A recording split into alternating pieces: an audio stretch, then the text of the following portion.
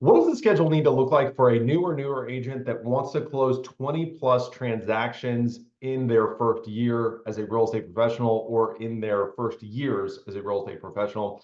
I'm going to break that down in this video. What is going on, guys? My name is Chris Elliott with the Elliott Real Estate Team out of Richmond, Virginia.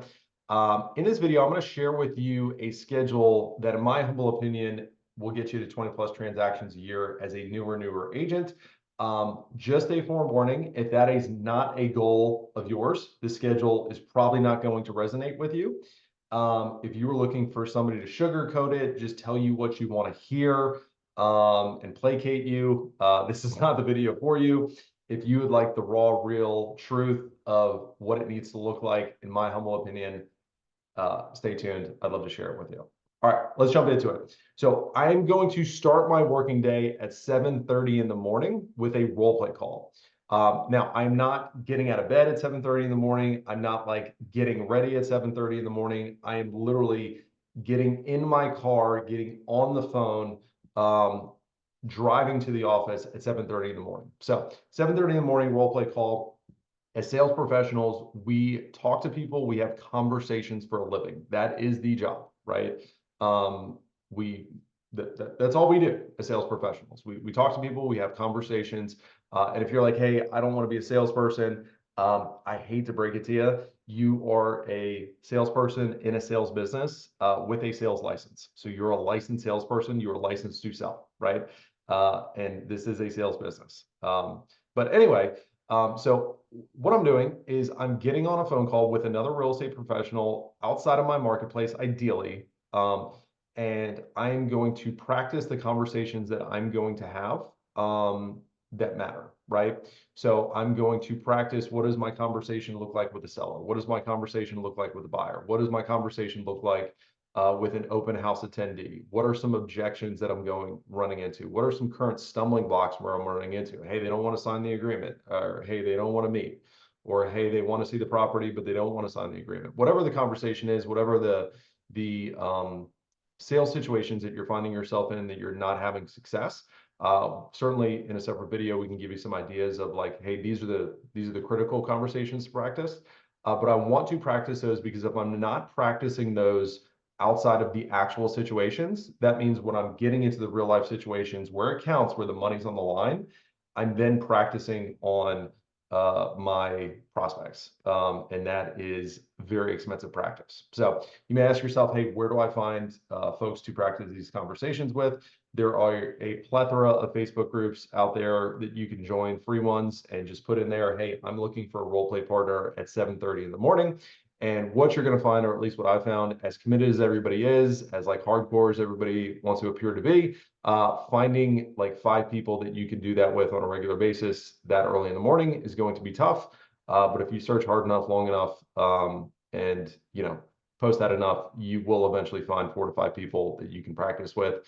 Ideally, I want somebody outside of my marketplace, so there's no hesitation of like, hey, if I train you or give you feedback, I'm training my competition. So my role play partners have always been from like, Chicago, Florida, Georgia, wherever. But I want to find 4 or 5 of those people so we can have those conversations. They're going to practice whatever conversation they're on the struggle bus with. I'm going to practice whatever mine is, and then we're going to critique each other and we're going to get better over time, right? So that's 7:30 to 8, right? And now we're at the office from 8 to 11:30 is when we are going to go into appointment generation time. So whatever you are doing to generate appointments, for me, I'm partial to the phones. I think it's the best way to generate appointments to get in front of people. This could be, hey, I'm going to knock doors. This could be, I'm going to send out DMs and text messages.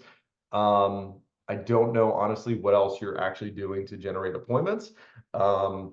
And you may say, hey, I do social, and I would challenge you to say, okay, how much is that actually generating for you? But anyway, that's a different topic for a different day. But whatever your jam is, I would recommend doing it from 8 to 11:30.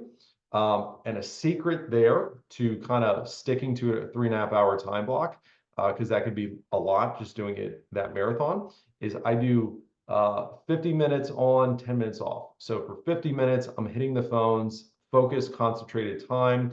and then I'm taking a 10-minute break where I'm going to the bathroom, getting a cup of coffee, telling somebody a knock joke, hearing about somebody's night the night before, whatever, and then I'm back to it in that. So that does need to be, in my opinion, focused time where I'm not checking email, I'm not responding to current clients, I'm not doing whatever, getting distracted. That is focused time in that 3.5 hour block.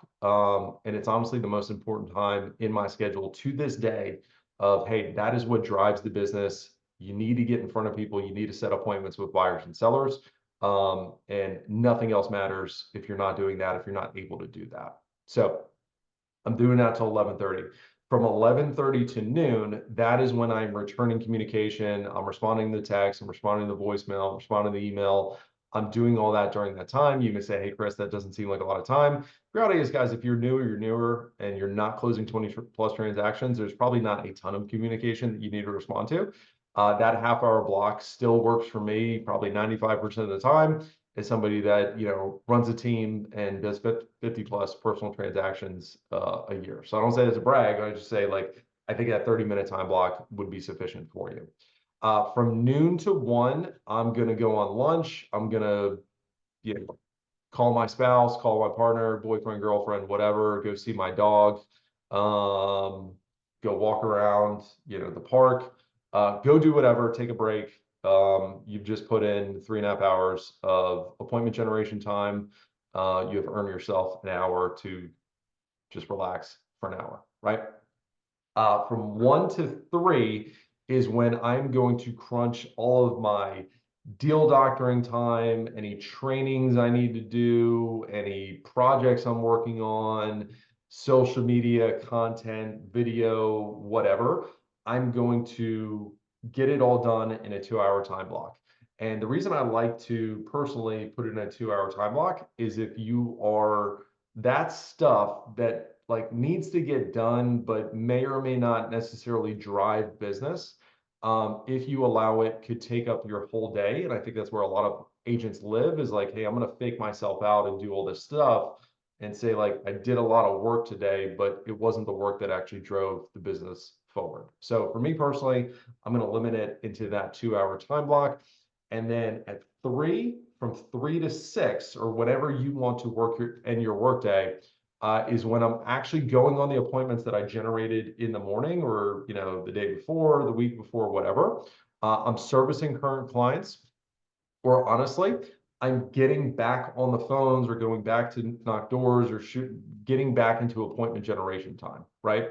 Because, guys, the reality is, if we don't have appointments to go on, if we don't have current clients to service, our job then reverts back to appointment generation. This business is very simple. It's appointment generation, servicing clients, appointment generation, servicing clients. Everything else, for the most part, is noise. If you are not doing those 2 core activities, you are not closing transactions, right? If you're not going on appointments and if you're not servicing current clients, you are not closing transactions. So if I don't have appointments to go on, if I don't have clients to service, I'm getting back into appointment generation time. Yes, that means you may be spending 5 to 6 hours a day in appointment generation. But once again, guys, you are in the sales business. You're a salesperson. And if you've gotten this far in this video, you've mentally raised your hand that I want to close 20 plus transactions. And in my humble opinion, that is what 20 plus transactions looks like. So hope you found this of value. If you have any questions, concerns, thoughts, fears, shoot me a DM, throw it in the comments. If you are a real estate agent in the Richmond, Virginia area looking to take your career to the next level, I would love to talk to you. We are looking for hungry agents on our team. If you're not hungry, don't worry about it. But if you are a hungry agent looking to get on the path to close 20 plus transactions in your real estate business, I would love to talk to you. Thank you guys for tuning in. Look forward to seeing you next week.